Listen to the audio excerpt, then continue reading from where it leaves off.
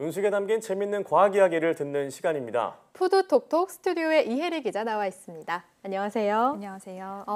이 기자 뒤로 아주 먹음직스러운 수박이 있는데요. 네, 여름에 이 과일이 없으면 여름이 아닙니다. 바로 이제 수박의 계절이 돌아왔죠. 네, 맞습니다. 이제 곧 본격적으로 무더위가 시작될 텐데요. 이 더위를 잊게 하는 음식 가운데 수박만 하는 게 없는 것 같아요. 네, 맞아요. 냉장고에 딱 잘라서 넣어놓고 꺼내 먹으면 정말 시원하잖아요. 마치 여름을 위해서 태어난 과일이 아닐까. 네. 정말 수박이 없으면 여름은 어떻게 날까 싶을 정도로 아주 중요한 우리에게 시원함을 전해준 수박이죠. 네, 맞아요. 제가 오늘부터 이제 이 시간에 수박에 관련된 재밌는 이야기를 하나씩 좀 풀어놓을까 하는데요. 네. 우선 수박하면 좀 누군가가 떠오르지 않으시나요? 글쎄요. 누가 있죠? 네, 저는 과학 뉴스를 전하는 앵커로서 이분이 떠오르는데요. 네. 바로 그 씨 없는 수박을 개발한 우장춘 박사님이잖아요. 아무래도 수박하면 가장 먼저 떠오르는 사람인 것 같아요. 네, 맞습니다. 우장춘 박사는 이제 한국의 근대 농업을 대표하는 농학 박사인데요. 네. 종자 산업의 중요성을 언급할 때 가장 많이 좀 등장하는 분이죠. 씨 없는 수박을 개발하는 걸로 잘 알려져 있긴 한데 사실은 네. 우장춘 박사가 씨 없는 수박을 처음으로 개발한 분은 아닙니다. 아, 그래요? 오. 그런데 우장춘 박사가 씨 없는 수박을 개발하는 것으로 널리 알려져 있잖아요. 네, 씨 없는 수박을 최초로 개발한 사람은 일본의 기하라 히토시라는 박사입니다. 그럼 잘못 알려져 있던 거네요. 뭔가 내막이 있을 것 같은데요. 네, 그러니까 일본에서 종자에 대한 연구를 하고 있었던 우장춘 박사의 명성이 이제 국내에도 알려졌는데요. 당시에 네. 이제 정부에서 이 종자 산업에 대해서 중요성을 좀 알려야겠다라고 이제 그런 목소리가 높아서 네. 우장춘 박사를 한국으로 모셔오자라는 이야기가 좀 나오고 있는 상황이었습니다. 우장춘 박사를 한국으로 모시기 위해서 심지어는 우장춘 박사 한국추진위원회라는 조직이 야. 결성되기도 했던 네. 겁니다. 그 당시에도 우 박사가 굉장히 유명세가 대단했나 보네요. 네, 맞습니다. 이제 이렇게 정부가 계속 뜨겁게 러브콜을 보내오고 나서 1950년에 드디어 이제 우장춘 박사가 한국으로 들어오게 되는데요. 네. 우 박사는 한국인 아버지와 그리고 일본인 어머니 사이에서 태어났고요. 네. 1950년 우 박사가 한국으로 들어왔을 때 당시 나이가 52살이었거든요. 그러니까 여생을 아버지 나라에서 살아보겠다라는 이제 우 박사의 의지도 굉장히 강했고요. 네. 정부에서 이 종자 산업을 좀 키워야겠다라는 그런 요구가 좀 높아지면서 그래서 이제 이 종자 산업이 왜 중요한지를 보여줄 필요가 있었는데 네. 그래서 이제 씨 없는 수박을 우장춘 박사가 개발했다라는 식으로 좀 홍보가 이루어지게 된 거죠. 홍보가 이루어졌다면 뭔가 우장춘 박사와 씨 없는 수박 개발이 관련은 있는 건가요? 네, 그렇습니다. 이제 씨 없는 수박을 만들기 위한 어떤 핵심 이론을 우장춘 박사가 개발했는데요. 그 이론이 바로 네. 종의 합성 이론이라는 겁니다. 네. 씨 없는 수박을 개발한 일본의 기하라 히토시 박사 역시 이 이론을 바탕으로 씨 없는 수박을 개발했다라고 증언했습니다. 그러니까 씨 없는 수박에는 결국 이 이론이 핵심이라는 건데 어떤 이론인지 조금 소개를 해주시죠. 네, 서로 다른 종을 교배해서 새로운 종을 네. 만들 수 있다라는 얘기입니다. 예를 들면 네. 배추와 양배추를 교배해서 유채를 만든다라는 건데요. 어. 유채가 전혀 이 배추와 양배추가 상관이 없어 보이지만 두 네. 종을 교배하면 유채가 나온다라는 겁니다. 당시까지만 해도 같은 종끼리만 교배를 해야지 새로운 종을 만들 수 있다라는 것이 학계의 정설이었는데 네. 이거를 깬 거죠. 여기서 그러면 이제 학창 시절에 배웠던 좀 개념을 제가 하나 네. 꺼내 보겠습니다.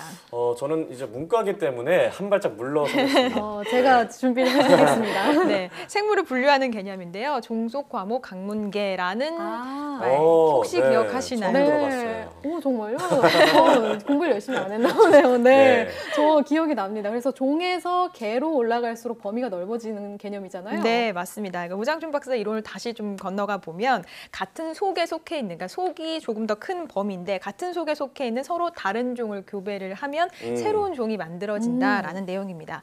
사례로 들었던 배추와 양배추, 유채는 모두 같은 속에 속해 있는 다른 종인 거고요. 네. 그래서 배추와 양배추를 교배를 하면 같은 속에 속해 있는 서로 다른 종, 유채가 만들어지게 된다라는 거죠. 어쨌든 이 셋 모두 같은 속에 속해 있는 그렇죠, 거네요. 맞습니다. 네, 배추와 양배추를 교배했더니 유치가 나온다니까 참 신기한데 뭔가 자식과 부모가 전혀 닮지 않았을 때 이런 말을 할 수 있지 않을까 싶은데요. 네. 그럼 씨 없는 수박을 개발한 어떤 원리는 어떤 건가요? 네, 씨 없는 수박을 개발할 때는 이제 염색체 수가 좀 중요한데요. 일반적으로 수박의 염색체는 22개입니다. 근데 이 떡잎에다가 코리친이라는 물질을 처리를 하거나 혹은 방사선을 쬐게 되면 염색체 수가 44개로 늘어나게 오. 되는데요. 네. 돌연변인 거죠. 이 오. 44개 염색체를 지닌 이 돌연변이 수박과 일반적인 수박을 교배하면 염색체가 33개인 씨 없는 수박이 만들어지게 되는 겁니다. 딱 중간 개수의 네. 염색체가 만들어지는 건데 네. 마치 호랑이와 사자가 만나서 라이거가 라이거, 네. 태어나는 그런 느낌인 것 같은데요. 네. 그러면 이 씨 없는 수박을 유전자 변형 수박이라고 식품이라고, 네. 볼 수 있을까요? 그런 건 아닙니다. 왜냐하면 네. 유전자를 담고 있는 이 염색체 수를 늘린 것이지 그 배열을 바꾼 게 아니기 때문에 유전자 변형식품이다라고 말할 수 없습니다. 네, 사실 유전자 변형 식품 하면은 좀 거부감이 드시는 분들이 있을 것 같은데 씨 없는 수박은 그런 게 아니라고 하니까 오해하셨던 분들은 좀 안심하셔도 되겠네요. 네, 맞아요. 오히려 이 씨 없는 수박도 일종의 종자 산업인 거잖아요. 저희가 종자 산업의 중요성을 푸드톡톡에서도 여러 번 다뤘는데요.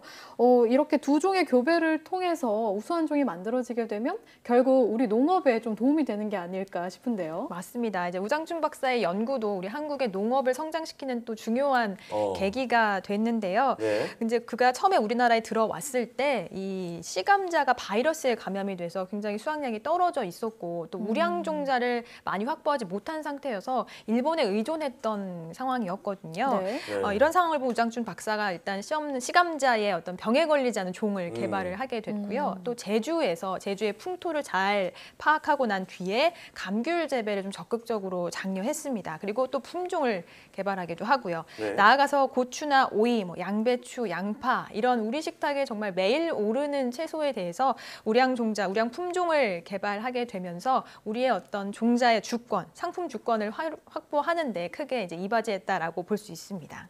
이렇게 우장춘 박사의 업적을 들어보니까 종자 연구에 대한 의미를 다시 한번 느끼게 되는 것 같아요. 네, 맞아요. 수박을 정말 맛있고 시원하게 먹기만 네. 했었는데 여기에 과학적 원리도 담겨 있고 또 앞으로의 연구 가치도 뛰어나다는 생각이 드니까 좀 수박이 새삼 달리 보이는데요. 네, 그럼 이제 푸드톡톡에서 본격적으로 얘기해야 되는 어떤 성분과 맛에 대한 얘기를 하고 싶은데 수박을 보면 정말 딱 시원한 느낌이 들고 참 수분이 많잖아요. 맞아요. 네, 맞습니다. 수박의 이 수분 함유량이 무려 92%인데요. 네. 이 수박 속에 또 실트룰린이라는 성분이 이뇨를 촉진해서 부기를 완화하는 데 도움이 네, 그리고 됩니다. 밤에 좀 화장실을 많이 가야 맞아요. 되는. 네. 그래서 어린이들에게 밤에 수박을 먹지 못하게 하는 경우도 있죠. 네, 92%나 수분이 들어 있으니까 그럴 수밖에 없겠죠. 네. 그런데 이제 보통 과육만을 놓고 우리가 보통 얘기를 많이 하는데 수박 씨에도 효능이 있습니다.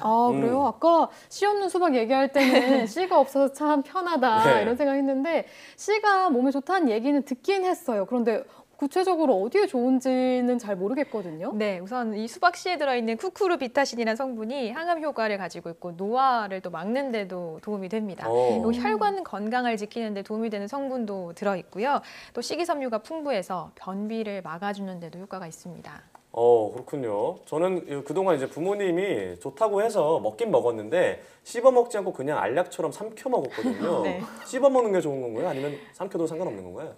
소화가 잘 안 되기 때문에 씹어서 먹는 게 좋고요. 그래서 네. 먹을 수 있는 방법을 좀 소개를 해드리자면 네. 가장 간편하게는 이제 호박씨를 볶아서 먹듯이 이제 수박씨도 볶아서 먹을 수 있는 방법도 있고 요즘에 좀 수박 주스 많이 드시잖아요. 네. 그러니까 과육과 함께 갈아서 먹는 것도 좋은 방법이 될 것 같아요. 그럼 이제는 꼭 뱉지 말고 꼭 먹어야겠다는 생각이 드네요. 네. 요즘 또 1인 가구도 많고 저처럼 자취하는 사람들에게 사실 수박은 네. 사 먹기 좀 불편한 과일 중에 하나거든요. 그런데 요즘엔 잘라서도 나오고 또 작은 수박들도 나와서 먹기가 좀 편리해진 것 같아요. 네, 맞습니다. 제가 애플 수박을 지난 여름에 한번 소개를 해드리기도 했는데 애플 네. 수박, 사과와 수박을 교배해서 네. 만들어진 새로운 품종이죠. 아주 조그만 사이즈여서 1인 가구 분들에게 아주 인기를 끌고 있었는데 애플 수박 외에도 노란 수박 그리고 껍질이 검은 흑피 수박 아주 다양하게 많이 시중에 좀 나와 있습니다. 그래서 올여름에는 이런 새로운 수박을 좀 즐겨보시는 것도 좋을 것 같습니다. 네, 그럼 이제 좋은 수박을 고르는 법도 궁금한데요. 보통 이제 큰 수박이 좋은 것이냐 아니면 두드려 봤을 때 저는 잘 모르겠지만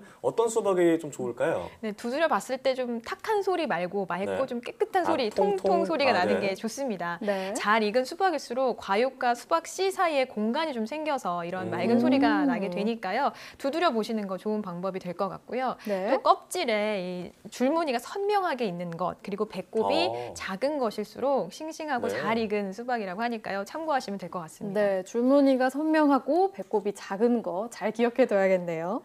오늘 이렇게 우장춘 박사 이야기부터 맛있는 수박 고르는 법까지 수박의 다양한 이야기를 들어봤는데요. 과학이 숨어있는 달콤한 수박과 함께 올여름 시원하게 보내시길 바랍니다. 이 기자 오늘 이야기 잘 들었습니다.